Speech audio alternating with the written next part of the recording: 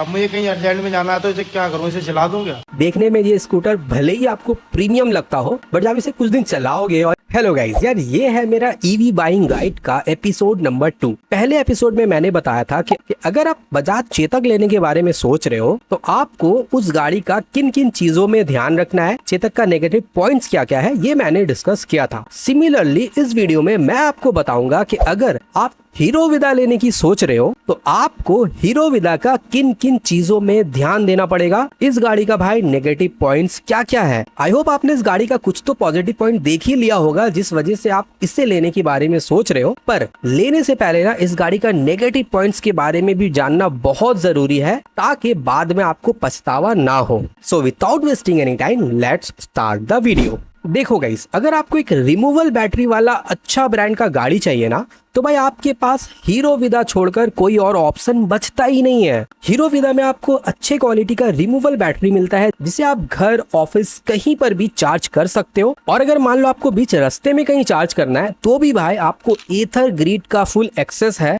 जहां से आप अपने गाड़ी को फास्ट चार्ज कर पाओगे। तो चार्जिंग कन्वीनियंस के हिसाब से अगर हम लोग देखें तो हीरो विदा भाई सारे ही ईवी ब्रांड से बेस्ट है। पर भाई ये फैक्ट को तो मानना ही पड़ेगा कि कोई भी गाड़ी 100% परफेक्ट नहीं होता है। वैसे ही हीरो विदा भी 100% परफेक्ट नहीं है। इस गाड़ी में भी बहुत सारा नेगेटिव पॉइंट्स है। तो क्या क्या है वो पॉइंट्स बताता हूँ। देखो, अपने हीरो विदा वाले व्हाट्सएप कम्युनिटी ग्रुप के बहुत सारे मेंबर से बात करने के बाद मुझे जो जो नेगेटिव पॉइंट्स के बारे में पता चला है ना, उसमें से भाई नंबर 1 में जो मैक्सिमम लोगों को इश्यूज आ रहा है वो है भाई इसका ऑक्सिलरी बैटरी का। तो क्या है ये प्रॉब्लम? देखो, ये एक बड़ा प्रॉब्लम है क्योंकि इस प्रॉब्लम से ना आपका गाड़ी भाई पूरा डेड हो जाता है। और मान लो ठोक ठाक करके अगर आपने गाड़ी को चालू कर भी लिया ना तो भी बीच रास्ते में कहीं भी बंद हो जाएगा जिससे आप और भी ज्यादा इरिटेट हो जाओगे। को नॉर्मल अगर कोई इश्यूज होता है ना, जैसे ब्रेक का इशू हो गया, हॉर्न नहीं बज रहा है, सस्पेंशन का प्रॉब्लम है, तो ये हम लोग मैनेज कर लेते हैं। बट जब कोई ऐसा इशू आ जाए कि गाड़ी चलना ही बंद कर दे तो यार दिमाग खराब हो ही जाता है, जैसे इस भाई का दिमाग खराब हो गया है। भाई मैं इससे वीडा V2 प्लस से इतना परेशान हो चुका हूँ, रात को चार्जिंग पे लगाता हूँ, सुबह तक बैटरी डाउन हो जाती है सारी, ये बीच वाली इग्निशन बैटरी डाउन हो जाती है। तो बहुत परेशान हूँ मैं इसे कोई मत लेना गाड़ी को। मेरी भाई वीडा V2 प्लस है, रात को चार्जिंग पे लगाई थी, बैटरी डाउन हो गई इसकी सारी इग्निशन बैटरी। अब मुझे कहीं अर्जेंट में जाना है तो इसे क्या करूँ, इसे जला दूं क्या? देखा, अब आपके दिमाग में ये आता होगा तो क्या ये प्रॉब्लम ठीक नहीं हो सकता है?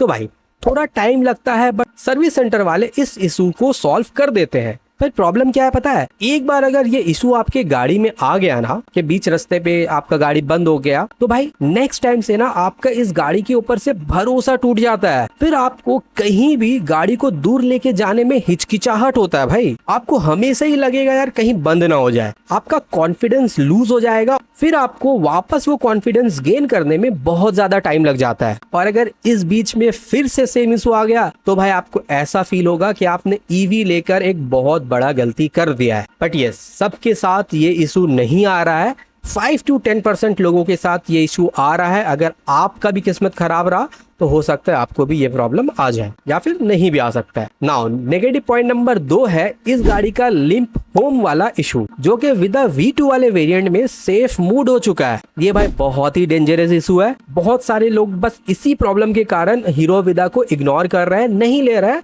या फिर लेने में हिचकिचा रहे हैं। इस प्रॉब्लम में ना आपका गाड़ी भाई चलते चलते सडनली बीच रास्ते में या तो धीमा हो जाएगा या तो एकदम बंद हो जाएगा। हालांकि ये एक सेफ्टी फीचर है, इसका वर्क है कि गाड़ी में अगर कहीं भी कोई प्रॉब्लम डिटेक्ट हो तो ये एक्टिवेट हो जाए और यूजर को बता दे कि भाई गाड़ी में कुछ प्रॉब्लम है, तो यूजर गाड़ी को साइड कर लेगा। पर भाई ये भाई साहब कभी भी बीच रास्ते में एक्टिवेट हो जाता है, जबकि गाड़ी सही चल रहा है तभी भी ये एक्टिवेट हो जाएगा और आप चलते रास्ते में बीच में फंस सकते हो। अगर आप हाईवे वगैरह में गाड़ी चला रहे हो तो पीछे से कोई ठोक सकता है। ये बहुत डेंजरस इशू है, समझ रहे हो? तो इसका सोल्यूशन क्या है? तो देखो भाई, ये प्रॉब्लम ना गाड़ी को नॉर्मली रीस्टार्ट करने से ही सॉल्व हो जाता है। बट भाई अगर आपका किस्मत खराब रहा तो यार फिर से 1-2 किलोमीटर के अंदर ही वापस ये प्रॉब्लम आ सकता है और चलते रोड में आपका गाड़ी अचानक से बंद हो सकता है या फिर स्लो हो सकता है। तो क्या इसका कोई परमानेंट सोल्यूशन नहीं है? तो देखो, ये है हमारे विदा वाले व्हाट्सएप ग्रुप के एक मेंबर। इनके गाड़ी में जब ये सेफ मोड वाला इशू बार बार आ रहा था तो भाई सर्विस सेंटर वालों ने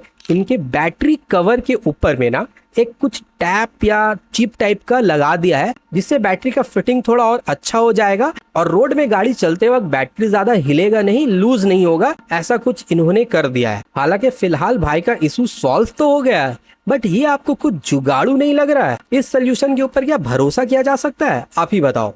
इससे साफ साफ ये समझ में आ रहा है कि लिम्प होम या फिर सेफ मूड जो भी है, इसका कोई एग्जैक्ट सोल्यूशन अभी भी हीरो विदा के पास फिलहाल नहीं है। नाउ नेगेटिव पॉइंट नंबर 3, इसका बिल्ड क्वालिटी। देखो, देखने में ये स्कूटर भले ही आपको प्रीमियम लगता हो, बट जब इसे कुछ दिन चलाओगे और कहीं पर हल्का सा भी धक्का लग गया ना, तब भाई आपको ये फील होगा कि यार गाड़ी कमजोर है, ध्यान से चलाना पड़ेगा। इसका बिल्ड क्वालिटी उतना ज्यादा प्रीमियम नहीं है जितना कि ये देखने में लगता है। इसके साथ एक पॉइंट अगर और ऐड करें तो यार इसका बटन, इसका जो बटन्स है ना यार, ये बहुत ज्यादा ही अजीब है, बहुत ज्यादा टाइट है। कई बार आपको पता भी नहीं चलता कि बटन प्रेस हो रहा है या नहीं हो रहा है, मतलब स्मूथ नहीं है। प्लस इसके सीट के अंदर भी बहुत सारा छोटा छोटा आपको होल नजर आएगा, ये पता नहीं क्यों है। शायद बारिश का पानी डिक्की के अंदर अगर ढुके तो निकल जाए, इसलिए उन्होंने ये होल किया है। पर यार सवाल ये है कि बारिश का पानी डिक्की में ढुकेगा ही क्यों? आपको तो उसको ढुकने देना ही नहीं है ना। इन सब छोटा छोटा होल का तो लॉजिक मुझे अभी तक समझ में नहीं आया है। अगर आपको समझ में आया है तो प्लीज कमेंट कर जरूर बताना। नाउ चौथा जो इस गाड़ी का नेगेटिव पॉइंट है वो है भाई इस गाड़ी का ऐप। गाड़ी का ऐप कभी कभी तो ऐसा चलेगा कि लगेगा कोई इशू ही नहीं है, बट सडनली काम करना बंद कर देगा। बहुत बार आपको रीस्टार्ट, अनइंस्टॉल, इंस्टॉल वगैरह करना पड़ेगा। मतलब रिलायबल नहीं है, 100 में 100 टाइम ये वर्क नहीं करता है। नाउ ये जो 5th नेगेटिव पॉइंट है ना,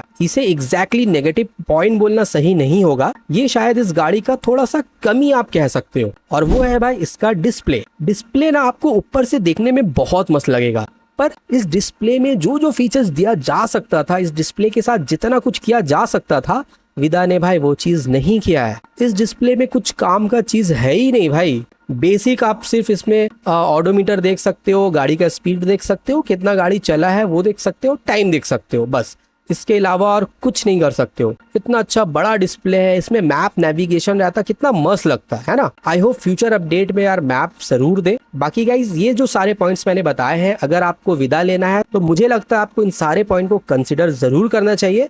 वैसे इस गाड़ी का रेंज अच्छा है, लुक अच्छा है, गाड़ी पावरफुल है, राइडिंग एक्सपीरियंस भी बहुत अच्छा है, और सबसे बढ़िया बात भाई ये अफोर्डेबल भी है। ऊपर जो जो पॉइंट्स मैंने बताया, अगर आप वो सारे पॉइंट को मैनेज कर सकते हो तो आप ये गाड़ी बिंदास ले लो। और अगर आप ऑलरेडी विदा यूजर हो तो प्लीज कमेंट करके बताओ कि मैंने जो जो पॉइंट्स यहाँ पे बताया है वो सही है या नहीं। इसके अलावा कुछ आप ऐड करना चाहो तो वो भी प्लीज कमेंट में कर देना, ताकि यूजर्स को आसानी हो।